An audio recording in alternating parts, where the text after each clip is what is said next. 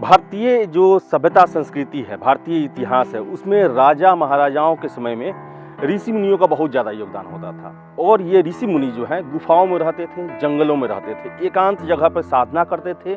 और इनका साधना जो इतना मजबूत होता था, इतना प्रभावी होता था कि राजा महाराजा जो हैं इनके लिए अपना सिंहासन तक छोड़ देते थे, अपना राज मुकुट इनके पैरों में रखते थे। अगर भारत में हम गुफाओं की इतिहास की बात करें तो सबसे प्रमुख आता है बिहार का जहानाबाद का मखदुमपुर जो प्रखंड है, उसी में बराबर की पहाड़ियाँ।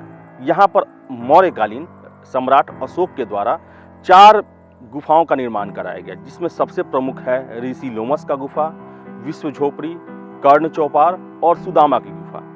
और सबसे बड़ी बात है कि ये गुफा जो है ये विश्व में पहली बार इंसानों के द्वारा बनाया गया है। अगर हम ये पूरी पहाड़ी की बनावट देखें तो घड़ियाल की तरह है।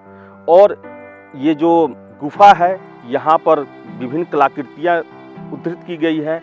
और उस समय की जो लिपि रहा करती थी, ब्राह्मणी लिपि, उसमें अपने संदेश दिए हुए हैं।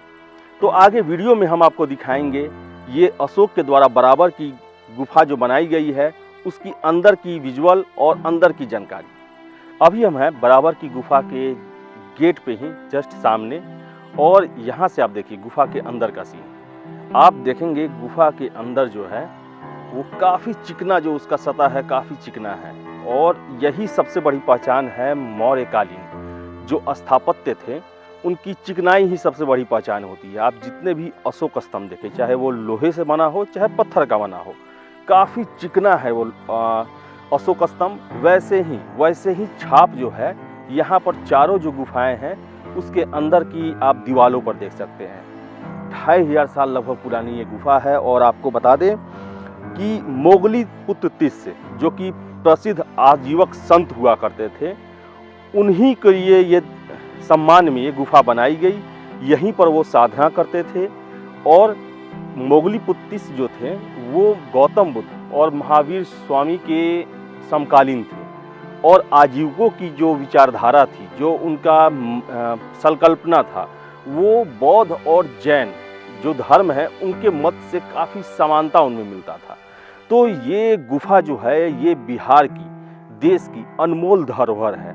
और एक तरह से कहें तो ये एक शुरुआत बनती है उन दक्षिण भारत में बनने वाली शैलकृत मूर्तियों की, स्थापत्य कला की, चाहे वो एलोरा और अजंता की गुफाएं हो, कैलाश मंदिर हो, या फिर सुदूर दक्षिण में बृहदेश्वर मंदिर हो, मदुरई में मीनाक्षी मंदिर हो, या अनेकों दर्जनों मंदिर, जिसे देखकर आप दंग रह जाएंगे कि ऐसी कलाकृति इतने हजारों साल पहले कैसे हो सकती थी। लेकिन इसकी शुरुआत जो है मौर्यकालीन ही आप मान सकते हैं, क्योंकि मौर्य काल में ही पहाड़ों को काटकर गुफा बनाने का जो संकल्पना है उसकी शुरुआत होती है। और ये बराबर की गुफाएं जो हैं वो उसका सर्वोत्तम नमूना है, उसका उदाहरण है।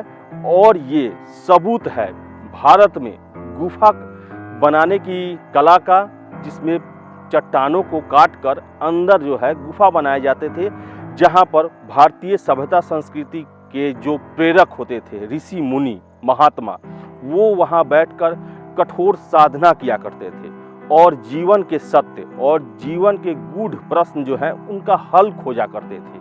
तो ये बराबर की जो गुफा है आप देख सकते हैं, जो शेप एंड साइज है, जो इस जहाँ पर ये गुफा बना हुआ है वो घड़ियाल की तरह है।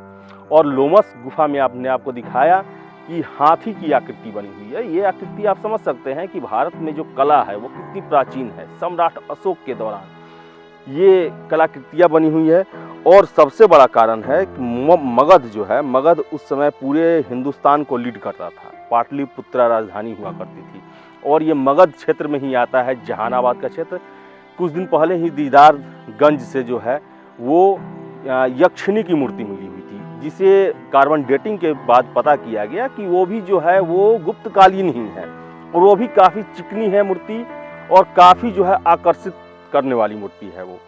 तो ये जो जितनी भी ये जो परंपरा है ये मौर्यकालीन परंपरा है और ये बराबर की पहाड़ी इसका गवाह है, साक्षात गवाह है कि यहाँ पर भारत की प्राचीन जो कला का इतिहास जो है उसकी शुरुआत हुई है यहाँ से। ये जननी है गुफाओं पर, गुफाओं के निर्माण का, पहाड़ी काट कर मूर्ति निर्माण कला का और भारत में कला की शुरुआत का ये एक शुरुआती कहें तो जन्म स्थली है और बराबर की जो गुफा है उसमें काफ़ी महत्वपूर्ण स्थान रखती है। तो ये थी हमारी स्पेशल रिपोर्ट बराबर की गुफा से।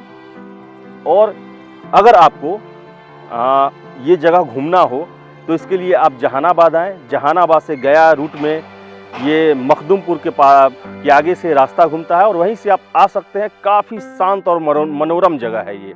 आप यहाँ पूरे प्रकृति की गोद में हैं और आपको विश्वास नहीं होगा कि जहानाबाद की भीड़ भाड़ से, गया की भीड़ भाड़ से बगल में आप इतना शांत और सुंदर जगह पर आप आनंद ले सकते हैं और भारतीय विरासत के, भारतीय इतिहास में मौर्यकालीन विरासत को आप देख सकते हैं, उसको अनुभव कर सकते हैं, उसको आत्मसात कर सकते हैं।